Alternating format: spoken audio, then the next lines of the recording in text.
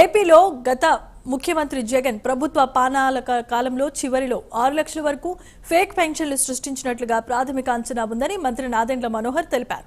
అమరావతిలో కలెక్టర్ల కాన్ఫరెన్స్ లో మంత్రి నాదెండ్ల ఈ అంశాన్ని ముఖ్యమంత్రి చంద్రబాబు నాయుడు దృష్టికి తీసుకొచ్చారు.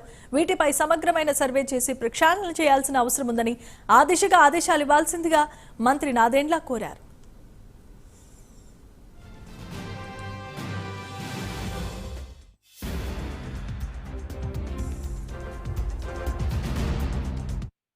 Sir I'm just recollecting sir, మనం సెకండ్ క్యాబినెట్ మీటింగ్లోనే నేను ఈ అంశం రేజ్ చేశాను సార్. ఆ రోజున దాదాపు 6 లక్షల పెన్షన్లు చివరి ప్రెస్ కాన్ఫరెన్స్లో వీళ్ళు సడన్గా పెంచేసి రాష్ట్ర వ్యాప్తంగా చాలామంది ఎలిజిబిలిటీకి ఇచ్చారని చెప్పాను సార్. నేను దాదాపు మనకి ఇప్పుడు సర్పాల్ చేసిన ప్రిలిమినరీ సర్వేలో అట్లా అనిపిస్తోంది.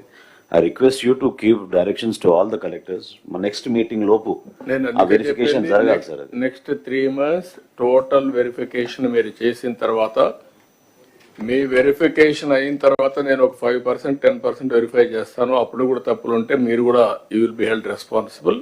Go with objective way and get it done.